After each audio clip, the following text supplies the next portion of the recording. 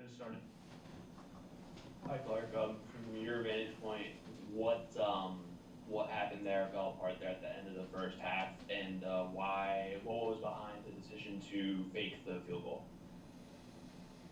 Well, the fake was it was a long fourth down that was right on the kind of the outside of right on the fringe of where we would have where our range is, and so with the conditions and taking that into consideration, we had a fake that we wanted to run against them on the left hash, and we had the look we wanted, and so that's what was the reason for that.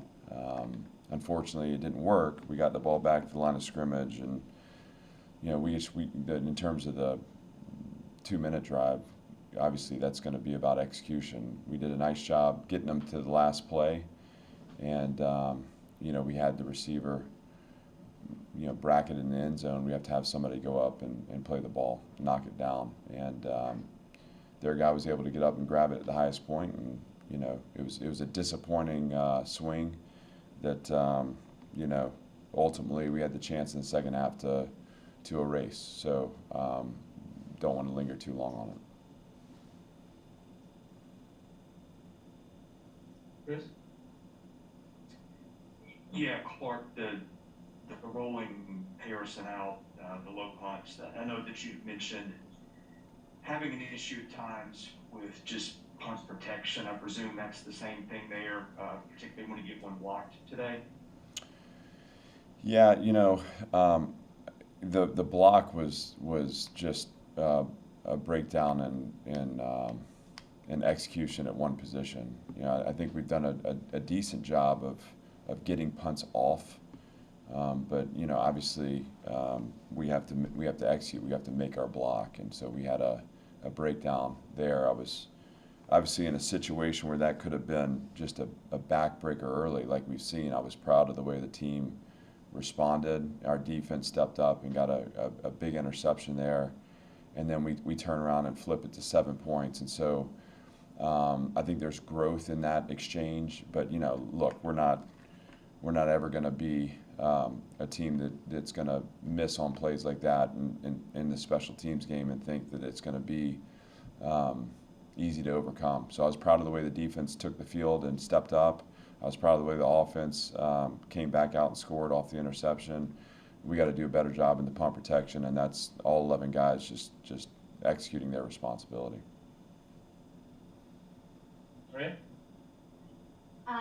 When it comes to the running game, especially since you were without your top two running backs, what was it that led to so much success with that game plan today? Well, there was, I thought, good design and I think good adjustment. I thought that at times our O-line was able to win at the point also, which helped our run game between the tackles, because that's a place where we've struggled the last few weeks, and so we were able to get some punctures in our inside zone game. And I thought Mike did a nice job. Early on, it felt like they were packing everything so tight in the box that we needed to do something to loosen them up. That started with Patrick Smith hitting a run on the perimeter where he broke a tackle, and I thought from there we used the option game and some other things to just to loosen them, and we found some puncture points. I think obviously Patrick Smith had a nice day, and Mike Wright did as well. And then I thought Jay Ziegler came in and in some critical moments, and also ran hard. He set up the shovel touchdown with a nice run where he was able to get to the 4 yard line. And so there are things to build on there for us, for sure. Just wasn't enough to get the outcome that we wanted today. And so we have to find those extra plays to experience winning again. But I thought the run game was a nice feature today. And then how long is Rocco going to be out? We don't expect Rocco to be long term. I don't want to go into specifics, but heading into a bye week, I think we're excited to get everybody recovered and back, and don't expect this to be long term. Chris, you have another? Yeah, can you speak to the wrinkles that you added into the offense today? You mentioned the option plays. I think we might have seen that a little bit here and there, but maybe more of it today. And most notably, the shovel passes. 2 of those went for touchdowns. I don't remember seeing those this year. Were these things that you guys have been working on for a while and just put in for this week? Were they things that you saw something in what Missouri did that were plays just for this game? What's going on in terms of philosophy with what you did today in terms of how that might carry forward? I think there's an element of it where you're dialing into your identity, and so just like kind of any successful operation is going to be about how quickly you can adapt and adjust and know where your strengths are and know how to optimize those strengths. So, how do we get the tight ends going? How do we get Cam Johnson going? How do we find creative ways to out leverage the defense in the red zone? Your personality shifts with the personality of the quarterback at times too. So we're fighting. We're not gonna just run plays that we don't feel like are going to be effective. We're going to keep dialing into our experience and what we feel like will be effective, and that certainly includes a willingness to be creative and to think outside the box. And so the further we go, the more we know about our personnel. The more we know about our personnel, the more we know how to position them for success, and that's a coach's job. And so fortunately, we were able to hit on those, but we'll continue to look for ways to be creative, to maximize our skill, and to get the ball in the hands of our playmakers. And that's to me, that's just a part of coaching. Sweet.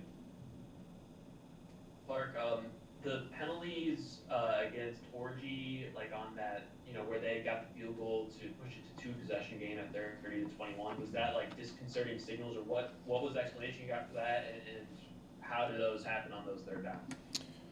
Yeah, I mean those are things that are controllables. So like when we look at this game, you're talking about drives extended for penalties. The pass interference. I mean, there are competitive penalties and there are discipline penalties, and so we competitive penalties happen, and I don't want to overreact to those, because again, I want our guys to go play and to let loose. The discipline penalties are the ones that we have to take ownership over, and so I think 3 times today, maybe 4, we jumped on a hard count third down, and at times I think particular once that gave them a conversion. I think another time it just set them up for convertible third down attempts, and I mean that's painful. It's painful, and it's within our control, and that's coaches reinforcing that.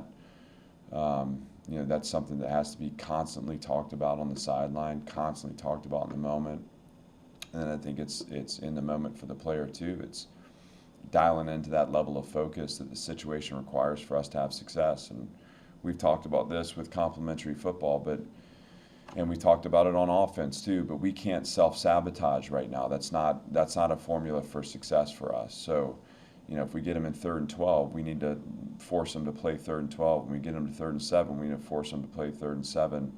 And what we've shown in those situations is we've been able to pressure the quarterback, and we've been able to intercept the football. But when we do things that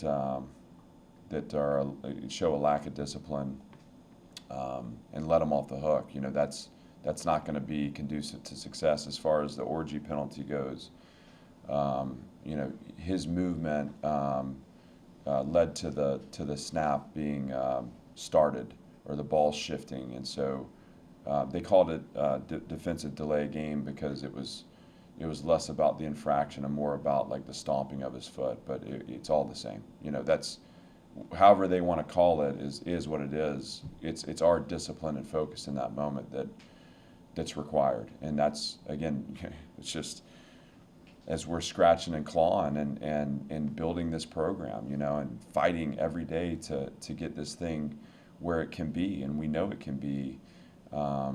there's a formula here that when executed is going to allow for us to find the results we want, and part of that formula is recognizing the control that we do have.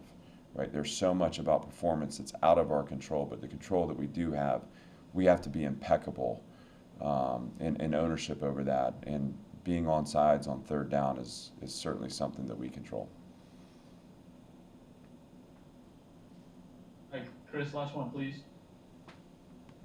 Yeah, I saw a lot of Miles Capers at times today. I think he had not played a snap on defense yet. What went into that decision? Well, Miles has been impressive. I mean, he's grown throughout the season on our scout team. He's been, he goes every day against our best, and we've been excited about his progress. And with 4 games left, we felt like he could be, a positive force for us on defense, and so we want to give him a chance to do that. We'll keep looking at him as a way to generate pass rush and look to expand his role. We think he has a bright future here, so we're excited about seeing how we can use him here at the finish of the year, and hopefully launching him into a productive year too.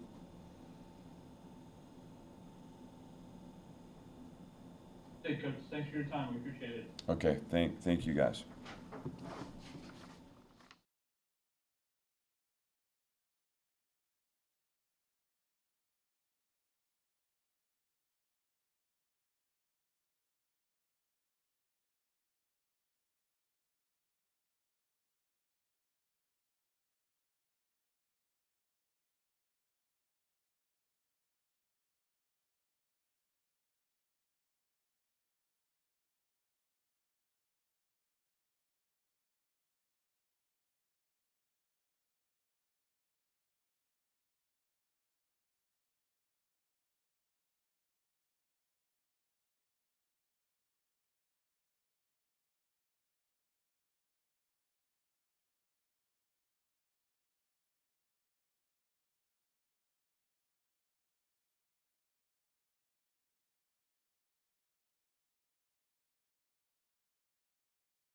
All right, guys, we got quarterback Mike Wright. If you have a question for Mike, use the raise hand function. Chris Lea, go ahead.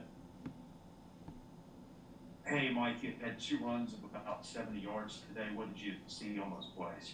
Oh, well, I think, the hats off to the O-line, creating a hole. And I think, whenever you have quarterback runs over 20 yards, that means somebody skillfully blocked, So, hats off to the receivers and the running backs, too. I think, they don't get enough credit, when it comes down to blocking downfield. But I think whenever you have those big runs, just big runs in general, somebody skillfully blocked. But O-line, I think O-line played a great game, especially in the run game. The holes are big. It's just they create the holes. My job is just to run through them when it's a run play. All right. Yeah, so Mike, the running game in general, had a lot of success today. What do you think kind of led to that, and was that kind of your game plan going into to lean heavily on the run? Yeah, well, we just wanted to establish the run game. At just looking through film and all throughout practice, that was one of the emphasis we wanted to focus on. And so, like I said, just hats off to the O-line and hats off to Patrick Smith and Jay Ziegler. You got 2 true freshmen right there, taking on a role, and so, hats off to them. I'm proud of those 2 guys right there, and they ran their butt off. They got some dirty yards here and there, and, I'm just proud of those guys. And I'm just proud of the way we came out here and just battled today. Do you have any more questions for Mike? All right, Mike.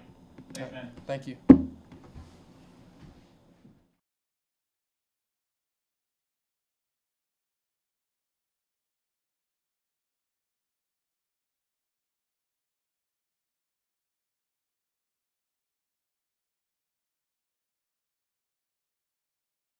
Questions for linebacker Anthony Orji, raise your hand. Robbie, go ahead. Hi, Anthony. Their running back ran for over 250 yards. So, what challenges were they presenting in the run game, and what could you guys have done better against them? We just gotta play downhill our fits. We just gotta be dialed in on the details, so we can mitigate the yards. And we just got to tackle, so after contact, we just got to run our feet, so there's no yards after contact. Chris?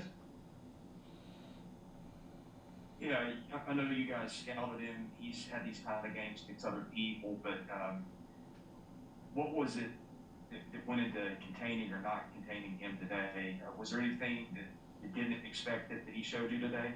Can you repeat that? I couldn't. Yeah, I guess to condense the question, was there anything that you didn't expect with Beatty? I mean, you know what you're getting coming in with him. He carries the ball for them a lot. Was it just a case that you know what was coming and you just couldn't stop it today? We just got to execute. We got to focus on our details. We just got to make our plays when they come to us. Bobby? For me, on the defensive delay of game and also the offsides early in the drive, like on third down, what were you trying to do there? And did you get like an explanation for what the second penalty was for? For us, we just got to focus on the details, like I've been saying. Like, we got to trust our preset process and be able to. We show we have the ability to get off the field. We just got to be able to execute and be able to get off the field and dial in, so we don't get those type of penalties. Pretty looks like that's all we got for you. Thanks, man.